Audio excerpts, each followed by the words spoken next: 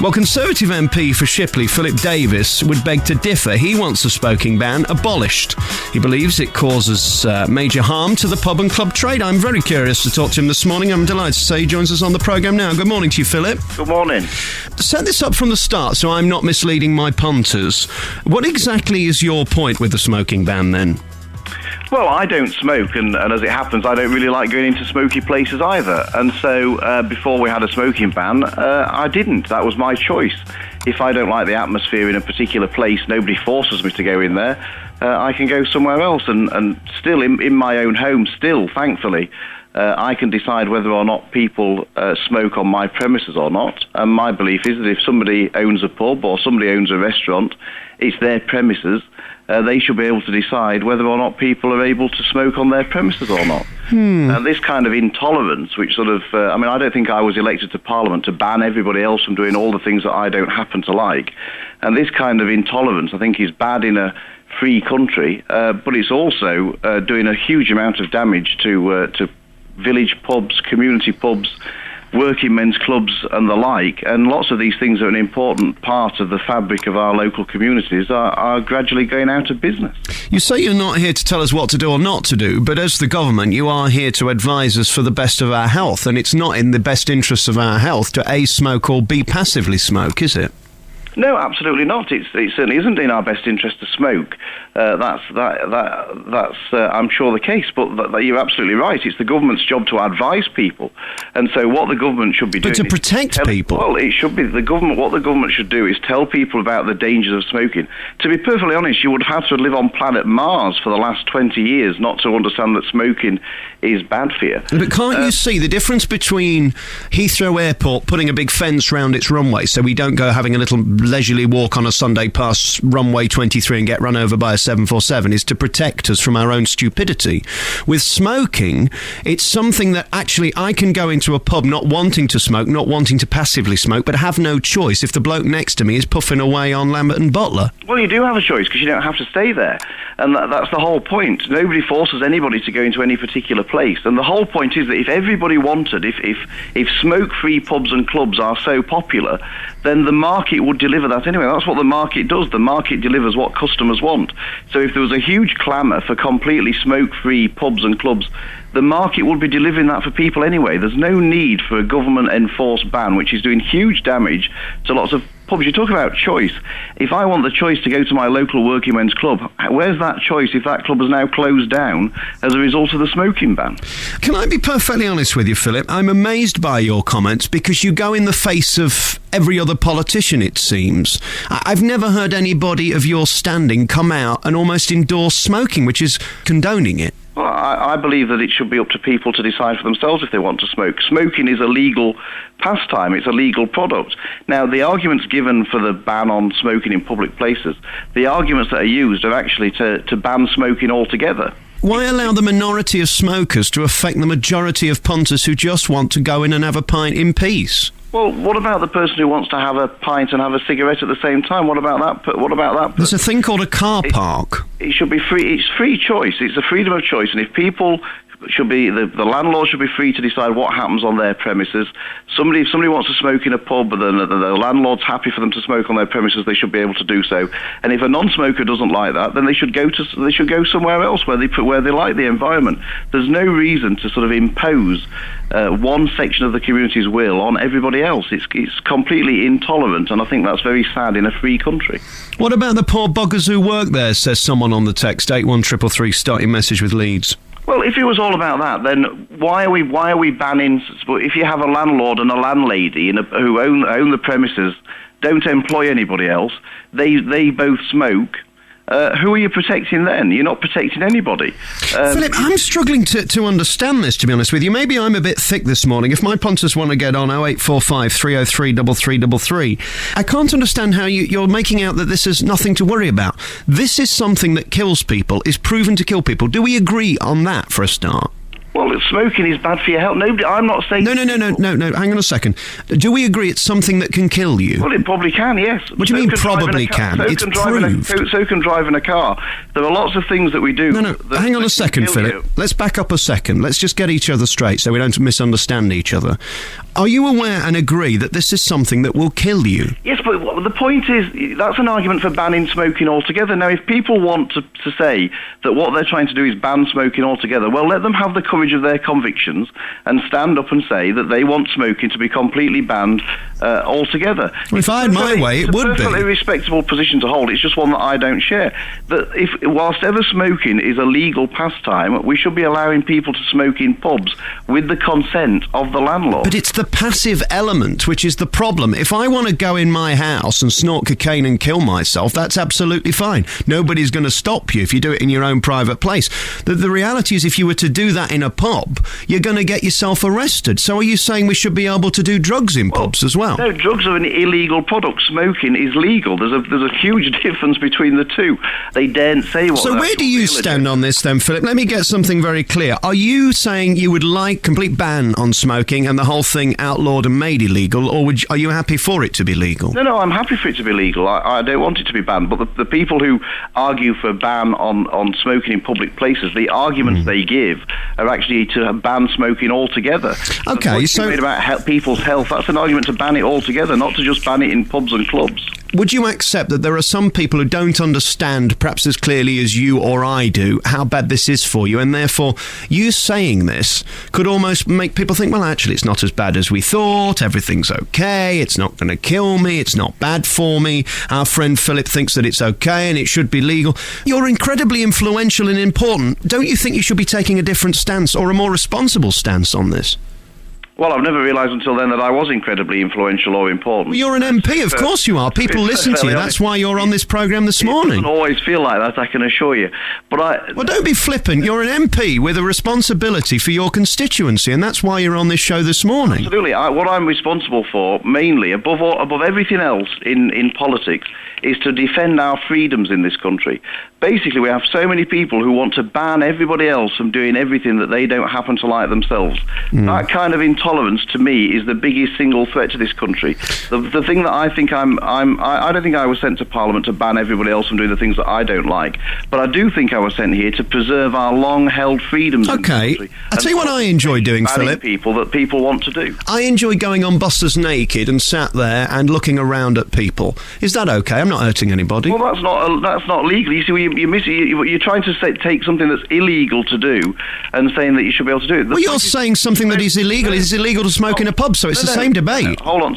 What I'm saying is going around anywhere naked is illegal. Well, smoking in pubs is illegal. To do it on a bus doesn't make it any more legal. Philip, Smoking is a legal activity. Philip, this is illegal currently, so it's the same debate. It is currently illegal to smoke in a pub, so we're having the same debate. No, we're not. No, because going around anywhere naked is illegal. Yeah, smoking in pubs is illegal, Philip. It's just the same as anywhere else. Smoking is legal. Just doing it in a pub shouldn't be all of a sudden illegal. Let me read you some reaction on the text this morning. Well, no, hang on a minute. I am an ex-smoker and my husband still smokes. We go to a pub. I am left sat on my own whilst he goes to smoke outside with the other smokers. Why can't we have smoking and non-smoking pubs and clubs? Is this something you would at least consider then? Absolutely. It should be for the landlord to decide. I'm quite happy if a pub or a club decides of their own volition to say, we want our pub to be non-smoking, and we're not going to allow any smokers in here. I will support that to the hilt. The point is it should be up to the landlord to decide whether or not people can smoke on their premises. It is their premises, after all. Okay, morning. I don't like smoky places, but why can't pubs go back to the old tap rooms where smokers can go there and non-smokers can go into another room? Says Pat in Murfield. So we should go somewhere else. If the smoking ban was lifted, which pub or club would I go for a smoke-free drink? Says Neil in Ardsley. The reason for the demonise of pubs and clubs trade is the fact that successive mainstream governments have destroyed our economy and jobs, and nobody can afford to go to the pubs anymore, says Darren in Huddersfield. You're boring me, says Liz. Thank you very much. Oh, well, because we've got to find another radio station. What about drink-related illnesses? That's a problem as well. Make this point. He's a div. No smoking, says another text. 81333. Start your message with Lee. Standard rate supply. All I'm struggling with is your responsibility and why you would encourage people to do something that's bad for them. That's my problem this morning, Philip. I think one of your texts had it on the head. Drinking too much can be bad for you. Are we going to ban people from drinking alcohol in pubs? So why don't we just shut pubs then? That'd sort it, wouldn't it? Hold on, eating fish and chips. That's bad. That can be bad for you. Are we going to stop people eating fish and chips? I mean, this kind of nanny state approach, nobody will be able to do anything soon if the sort of health zealots have their way. I tell you what, once the phones are full at the moment, you can't get through, but keep trying your hand now, or forever hold on to your piece. 0845 303 3333. Susan's on in Leeds. Good morning, Susan. Morning. Go on, sweetheart. Have your say. I do think you've been particularly flippant. You called the MP being flippant, saying things. I think you've been, and I think you've been very blinkered in your approach to him. He's putting a perfectly valid argument. I'm trying to save your life, love, you see, when you go in pubs. No, you're not. You're putting your opinion. You're not trying to say that he's lying. You don't like smoking. And you don't like going in the pub if you're smoking. No, but the thing is, I don't do anything. But it doesn't bother me at all. I think people should be free to do what they want to do. Of course they should, but not if it affects me. That's the difference, Susan. You're saying to him, it's illegal. It's illegal to smoke in the pub. It's not illegal to smoke. No, but it's illegal to smoke in pubs. Yes, it is, and they're wanting to change that, aren't they? And make it so that it's not illegal to smoke in a pub. I'm just trying to protect your health and mine, you see. That's all I'm trying to do, Susan. Yeah, but I think you're just being a little bit... I don't know, you're not really putting a really good argument. You're making yourself out to be a little bit silly there, I think. You know, you're not really... I don't know. But the thing is, you see, if you were to drive a motorbike, you'd be forced to wear a helmet. So by Philip's philosophy, well, why don't you let the people who ride motorbikes go with their helmets? And if they fall off and crack their head open on the pavement and die, that's their own fault. You're looking at it totally wrong. That is illegal. And it is illegal to smoke in a pub at the moment. Yes, that's what the... to change that, aren't they? OK, Susan, good to talk to you. We've got a very busy switchboard. Lovely to talk. All the best. Tell all your friends. 0845 303 3333. We're joined by Phillip Davies MP, and he thinks that it's time to allow people to smoke again in public places. What about taxi drivers then? If we can smoke in pubs, of course, taxi drivers will be able to smoke again, so I have to sit there breathing in his smoke in the back of the cab. Well, don't get in his cab. If you don't like the atmosphere in the cab, go somewhere else. If he's losing custom, he might soon change back again. The whole point is that the market delivers this for people. If having smoke-free places is so popular, then the market will deliver it for people anyway. What about then the idea of my motorbikes with no helmets? If people who enjoy the feel of the wind through the hair, although most people who drive motorbikes seem to be bold these days, but how about that? Get rid of helmets, and then if they want to fall off and die, that's their own business. We can have a discussion about that another time. I mean, I think it was... so that's... hang on, I'm just making a note. So that's something you would consider? Let's face it. I think it was it may still even be the case that Sikhs are allowed to wear motorcycles without wearing a helmet. Do you know what I hate? I've got lovely shirts that I buy from Burton's, and they get creased with seat belts. What about getting rid of seat belts, and then my shirts will look nicer? Would you consider? Well, I think these are all perfectly valid arguments that where it's it's your choice what to do. I don't particularly have let me just get a problem my with those diary things. Hang on, I'm just going to get my diary because I'm just looking at the date. What date are we on today? The 11th. It's not April the 1st. Are you working me from behind? No, I'm not at all. The thing is, we've got so obsessed with the state deciding everything for people that where people are actually perfectly capable of making these decisions for themselves. And what I don't understand about the approach that you're highlighting, you may well be playing devil's advocate, is why you have such little faith in people. Why you don't... Love, I don't play devil's advocate. I sit here and just give my opinion like you give yours. In which case, I really don't understand why you have such little faith in people. You're missing the point, Philip. I have no problem. Listen, if you want to go and snort cocaine, if you want to do heroin, if you want to smoke, if you want to ride your bike with no helmet, if you want to go on the bus naked, I have absolutely no problem with what anybody does. Live and let live is my philosophy, but with smoking, it is passive. And when I take my little nephew or godson into a pub for a nice Sunday lunch, I don't want it being killed by somebody who's having a quick Lambert and Bottler. Take it somewhere that's smoky. Go somewhere else. Peter's on in Bradford this morning. Good morning, Peter. Morning. How are you? I'm all right, thanks. Go ahead. I'd just like to say, it's quite simple, really. I'm a non-smoker, but it's quite simple. All you need is pubs and clubs to have a smoke room like they used to have. If you want to smoke, you go and sit in the smoke room. It's better than standing out on the street. If you don't want to smoke, then don't go in the pub. What about saving their health, though? Don't we have to look out for people who don't quite get it? Well, the trouble is, it's becoming ridiculous. You've got the government stepping in about kids eating beef burgers and God knows what. They want to get on with the real problems in life. Never mind kids eating beef burgers and whether you smoke or not in a pub. If you go in a pub or a club and you want to smoke, then it's simple. You go in the smoke room. If you don't want to go in the smoke room, stay in the other room. OK, thank you for your call this morning. Peter in Bradford, 0845 303 3333. We're live with Phillip Davies this morning, who wants to bring back smoking. That seems like a wonderful idea. Let's see what Amanda Sanford from Ash thinks, who's been listening in on the programme this morning. Good morning to you, Amanda. Hello, good morning. How do you feel about this that we've been talking about, then? Well, I'm rather surprised, I must admit, to hear Phillip Davies' views. They are rather extreme, by admitting that he doesn't like smoky places and then going out all guns to advocate just that. The fact is that the smoke-free legislation has been a huge success. It has, vast majority of people support it, including smokers. Actually, more smokers support the law than don't support it. Compliance has been very high. It would be an extremely backward step to go back to smoking or pubs again.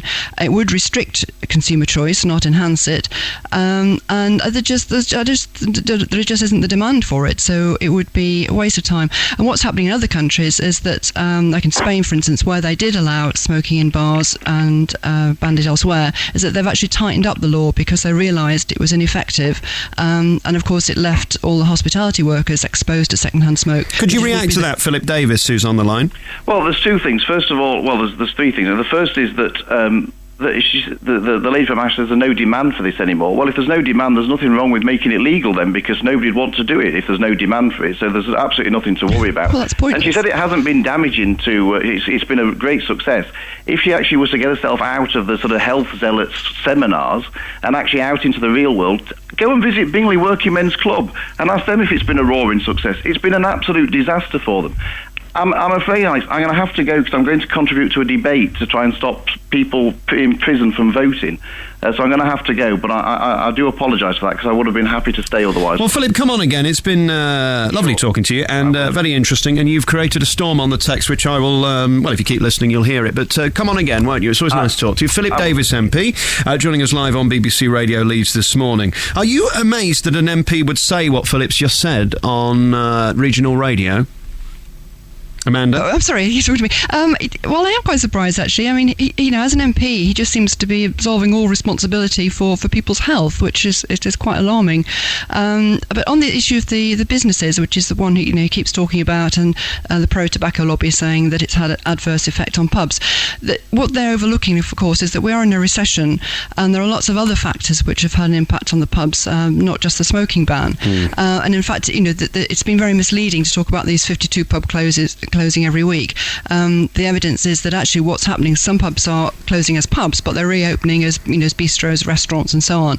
So it's very it's a mixed picture. It's not nearly as black and white as they would have you believe. Okay, thank you for coming on this morning, Amanda Sanford. We might talk to you again later because we're going to come back to this. So many people wanting to talk about this subject. Amanda Sanford from Ash on the Big Show. A ton of text to get to. We're going to come back to this after 10 o'clock. Next, we talk to Brandon Cole. He is the big star of Strictly Come Dancing.